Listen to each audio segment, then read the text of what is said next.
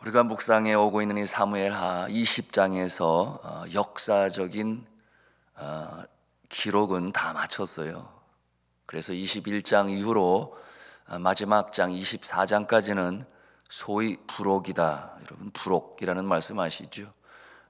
부록이라는 내용으로 담겨져 있으니 지나온 날들에 대한 회고, 그리고 앞날에 대한 전망이 이 4장에 기록되어 있습니다. 우리가 21장을 통해서는 여호수아 시대 이 가나안 땅을 정복할 그때에 기브온 족속과 약속을 했어요. 평화 협정을 맺었는데, 그런데 사울 왕이 자신의 인기를 위하여 그 평화 협정을 깨고 쳐들어가게 되니 그와 같은 모습을 하나님이 기뻐 여기시지 아니하셨다 그랬지요. 그래서 다윗의 통치 때에 매 3년 매번 이 가뭄을 기근을 하나님께서 허락하심으로 어려운 처지에 이르게 되었다 했어요. 그러므로 이 다윗이 그 내용을 알고 이 기브온 사람에게 불러 원하는 것이 무엇이냐 했더니 사울 왕의 7 아들을 달라. 그것이 피에는 피, 그렇죠, 생명에는 생명, 이에는 이, 눈에는 눈, 그 당시 중동의 법이었으니 결국 다윗이 사울 왕의 7 자녀를 내어주게 되고 생명의 대가로 가뭄이 그치고 비가 내리게 되었다는 내용을 우리가 함께 나누었어요. 배우는 영적 교훈이 무엇이었습니까? 하나님의 이름으로 약속한 것은 반드시 지켜야 한다 하는 영적 교훈을 나누었어요. 그 다음에 22장에는 다윗이 자신의 삶을 되돌아보면서 하나님께서 함께 하신 그 인도하심에 대한 감사와 감격의 시로 노래하는 내용을 우리가 22장 지난 시간에 함께 나누었습니다.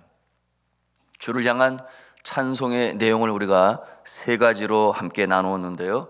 첫째는 하나님만이 구원자가 되신다 하는 내용이었어요. 둘째는 환난 가운데 내가 의지하고 기도할 분은 오직 여호와 하나님 아버지시다. 그리고 세 번째는 세상이 아니라 우리가 주 안에 거할 때에 어려움이 닥쳐오든 환난이 닥쳐오든 주님 앞에 간구할 수 있다. 세상에 있는 것이 아니요 주님 안에 있을 때. 그리고 오늘 23장에는 그 내용이 2가지 주제로 우리에게 말씀하고 있습니다. 첫째는 다윗의 마지막 말이요라고 말씀하고 있어요. 그리고 2번째 주제는 다윗과 생사고락을 함께 나눈 그의 동지들, 그들의 이름을 쭉 열거하면서 내가 혼자 한 것이 아니요 하나님께서 함께 붙여주신 자들과 더불어 이 나라를 세울 수 있었다 하는 내용으로 이 2가지 주제로 23장에 기록하고 있습니다. 자, 그러면 먼저 다윗이 남긴 마지막 말의 내용을 우리가 함께 살펴보면서 믿음의 사람들이 깨우쳐야 할 영적 진리를 나누고자 합니다. 첫째는 성령이 주시는 하나님의 말씀으로 생각과 입술을 다스려야 한다는 것입니다. 다시 말씀을 드립니다. 성령이 주시는 하나님의 말씀으로 우리의 생각과 입술을 다스려야 한다 하는 그와 같은 내용으로 다윗이 그의 두고 가는 이스라엘 백성들에게 주시는 말씀인데요. 우리 2절 말씀을 같이 읽겠습니다. 시작. 여호와의 영이 나를 통하여 말씀하시며 그의 말씀이 내 혀에 있도다. 아멘. 여호와의 영이라고 말씀하고 있어요. 곧 성령을 말씀하시는 것이죠. 다윗은 고백하기를 성령께서 그 입술로 통하여 말씀하게 하신다, 그렇게 고백합니다. 무슨 말씀이겠어요?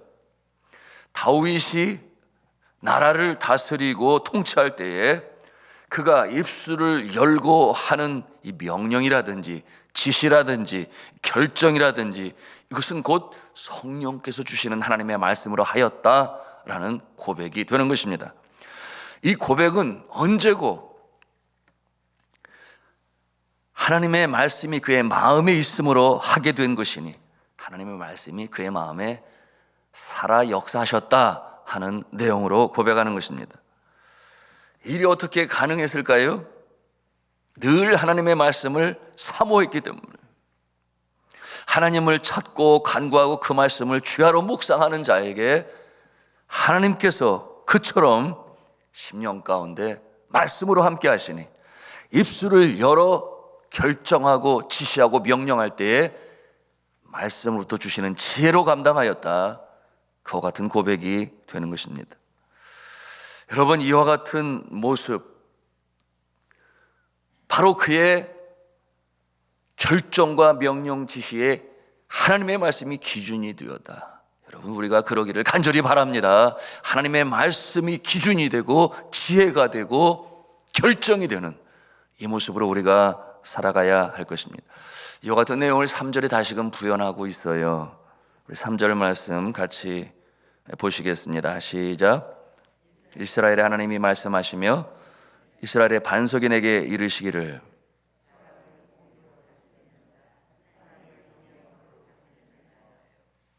네.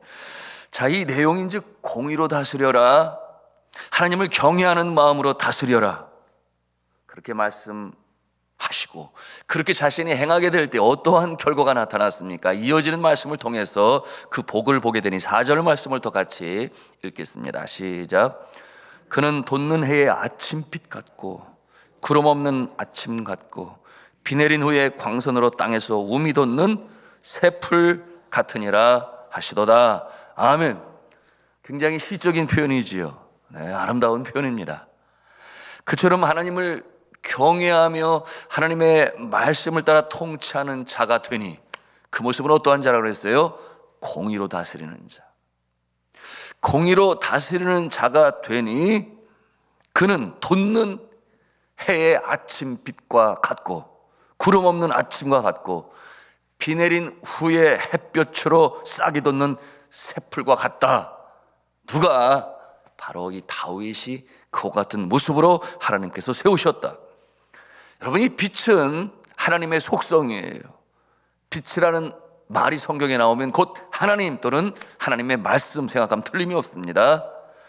그런가 하면 아침은 새날의 시작을 말하는 것이요, 비는 무엇을 말하겠습니까? 축복의 상징이에요.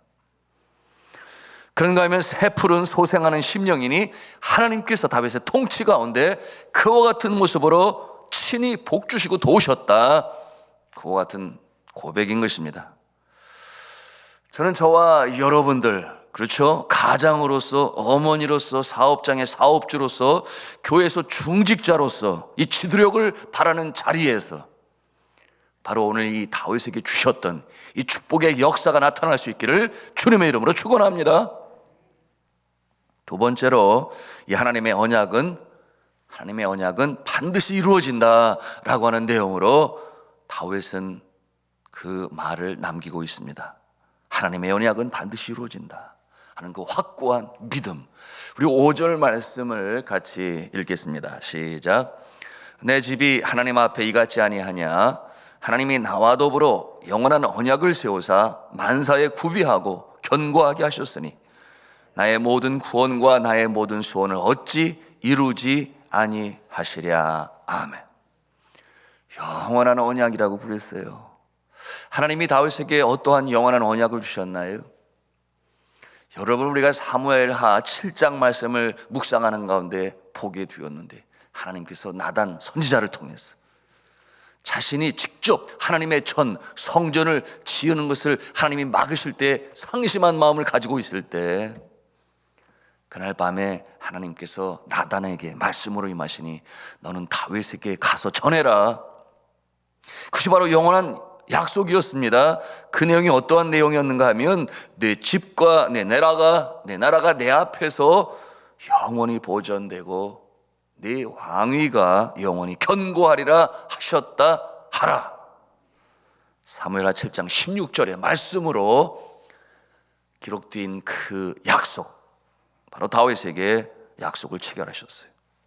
그 하나님의 언약을 받은 다윗은 반드시 언약은 이루어질 것이다 라고 하는 확고한 믿음 가운데 서게 되었습니다. 그리고 이 왕위는 계속해서 이어져 나가게 되었으니, 여러분, 그의 후손 가운데서 누가 등장합니까?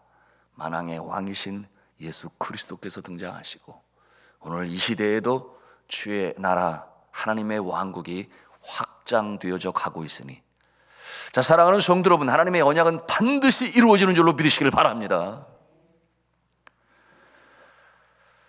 여러분은 이 하나님으로부터 어떠한 언약을 받으셨나요? 다윗처럼 말입니다. 하나님께로부터 받은 언약, 반드시 이루어질 그 언약을 마음에 믿음으로 담고 확신하고 있는 그 언약이 무엇입니까?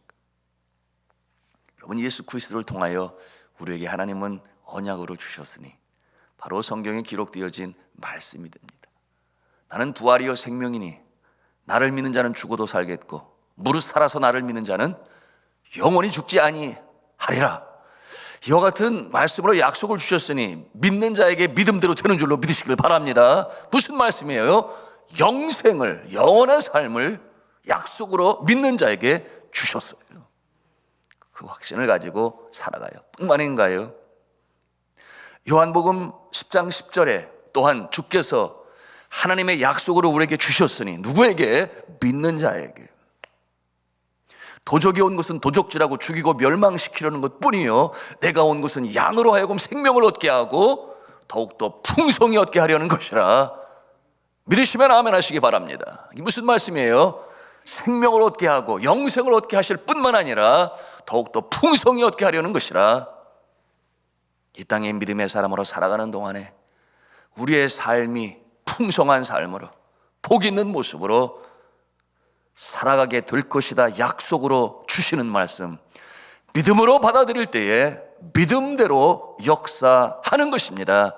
이처럼 다윗은 그 영원한 언약을 믿음으로 받아 그처럼 태평성대를 누리는 지도자의 모습으로 서게 된 것입니다.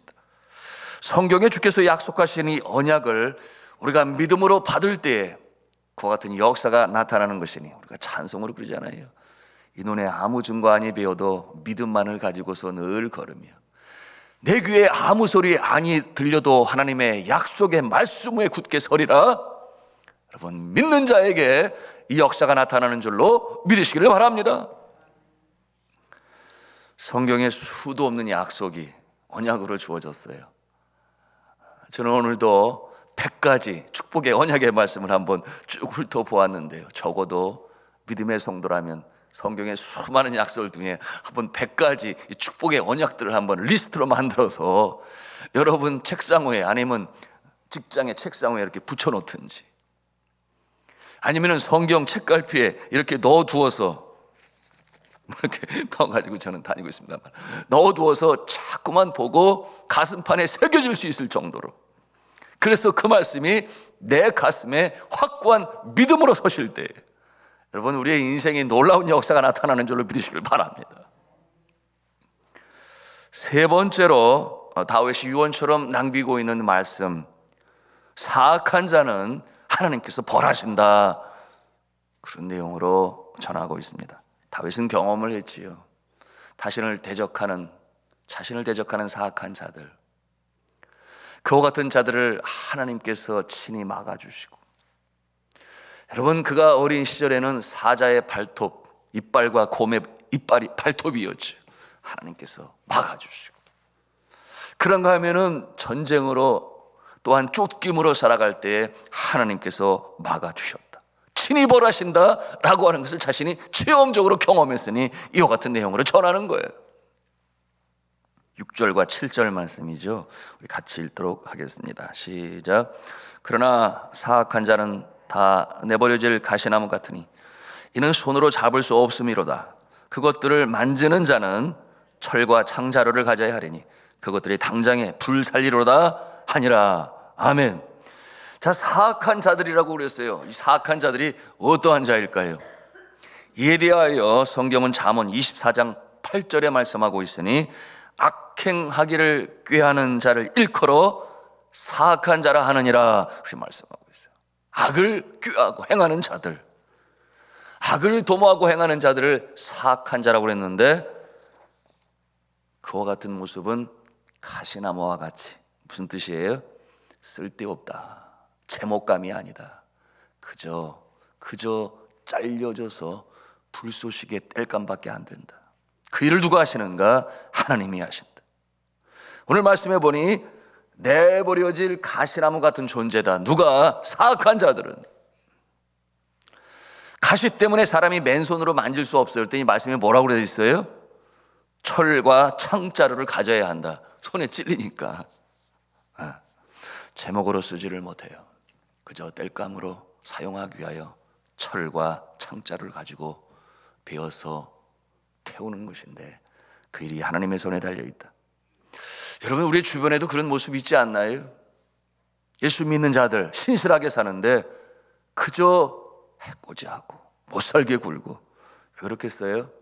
대부분의 모습이 자신의 이기적인 이익을 얻기 위하여, 차지하기 위하여 눈이 멀은 모습이죠.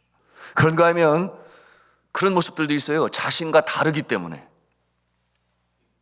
자신과 다르면 동질감이 없겠죠. 뭐가 달라요? 믿음이 달라요. 내가 믿는 믿음과 저가 믿는 믿음이 다르니 영적 전투지요. 그래서 싫어하고, 그렇기 때문에 자기 편이 아니라고 여기는 순간 적이 되는 것입니다. 대적하죠. 근데 그와 같은 자를 하나님께서 대적하시고 벌하신다. 다윗은 그렇게 천명하는 것입니다. 이처럼 세 가지로 다윗은 마지막 말을 남기고 있습니다. 자신의 삶을 통해서 경험으로, 체험으로 알게 된 것을 유언으로 남기는 다윗이에요.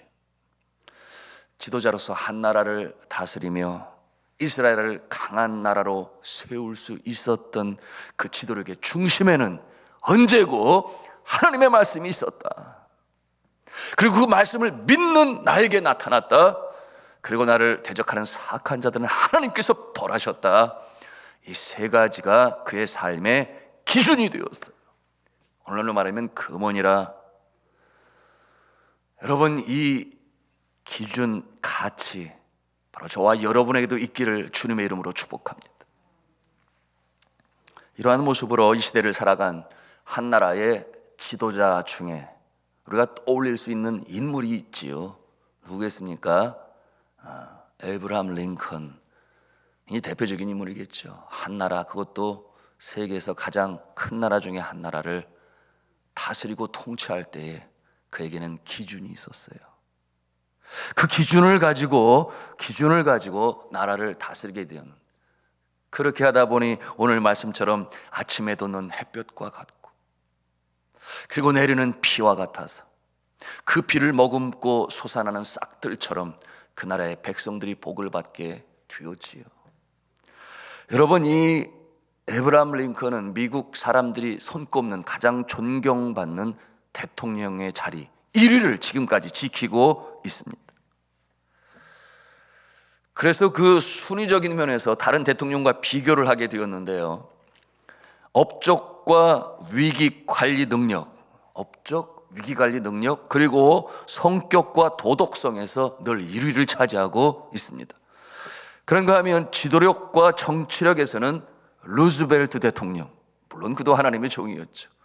그에 이어서 2위의 자리를 차지하고 있는 에브라함 링컨입니다. 그는 이 미국을 하나님이 기뻐하시는 나라로 세워가기 위하여 다윗과 같이 하나님 중심으로, 하나님의 말씀 중심으로 약속을 믿고 그 말씀을 따라 나라를 다스렸습니다. 그는 노예 해방을 위한 남북 전쟁 중에도 기도를 강조했으니 내게 맡겨준 일이 너무나 많아서 더 열심히 기도해야 한다. 그늘 하나님을 찾았어요. 그래서 그에게는 별명이 있으니 백악관을 기도실로 만든 사람, 백악관을 기도실로 만든 사람이라는 별명이 그에게 있었으니 그가 얼마나 기도를 많이 했습니까? 그가 9세 나이, 어린 나이인데 그때 어머니가 세상을 떠났죠. 그의 어머니 낸시 행크슨 아들에게 유언을 남겼는데요, 부자나 높은 사람이 되려고 하기보다 성경을 많이 읽는 사람이 되라. 부자나 높은 사람이 되려 하기보다는 성경을 더 많이 읽는 사람이 되라. 그와 같은 유언을 남기고 훌쩍 하늘나라로 떠났습니다. 그리고 링컨은 그의 어머니의 말씀대로 그 말씀을 늘 가슴에 담고 성경을 읽고 가슴에 새기고 기준으로 삼아 나라를 다스리는 일꾼이 된 것입니다. 그러니 평생 하나님의 말씀이 그의 기준이 되었는데요, 그 기준을 자신이 스스로 요약하여 만들었으니 오늘 이 다윗은 이처럼 세 가지 기준으로 정하고 행했으나 이 에브라함 링컨은 10가지로 만들었어요. 그 기준, 시간이 없어 다 말할 수는 없지만 그냥 간단히 말씀드리고 가겠습니다. 여러분은 어떠한 기준을 가지고 있는지 그 기준에 비추어서 여러분도 가치와 기준을 만드시기를 바랍니다. 첫 번째, 나는 주일을 거룩하게 지키며 예배 생활에 힘쓸 것이다. 두 번째, 나는 날마다 하나님의 말씀인 성경을 묵상하고 그 말씀을 실천할 것이다. 세 번째, 나는 도움을 베푸시는 하나님 아버지께 날마다 겸손히 기도할 것이다. 네 번째, 나는 나의 뜻이 아니라 하나님의 뜻에 순종할 것이다. 다섯 번째, 나는 하나님께서 베풀어 주신 은혜를 기억하며 감사할 것이다. 여섯 번째, 나는 연약하지만 하나님의 도우심을 의지할 것이다. 일곱 번째, 나는 하나님만을 높여드리고 그분께만 영광을 올릴 것이다. 여덟 번째, 나는 하나님 안에서 우리 모두가 자유하며 평등하다고 믿는다. 그래서 노예, 해방, 전쟁을 했겠죠. 아홉 번째, 나는 형제를 사랑하고 이웃을 사랑하라는 주님의 명령을 실천할 것이다. 열 번째, 나는 이 땅 위에 하나님의 진리와 공의가 실천되도록 기도할 것이다. 이것이 에브라함 링컨이 만든 신앙의 10계명이었습니다. 그리고 자신의 가치요 기준이 되었습니다. 여러분, 우리도 기준을 마련해야 하겠습니다. 그와 같은 모습으로 살아갈 때 하나님께서 우리의 삶을 붙잡아 주시고 복 있는 인생, 승리로운 인생으로 인도하실 것이니 이와 같은 모습이 되시기를 저는 주님의 이름으로 축원합니다.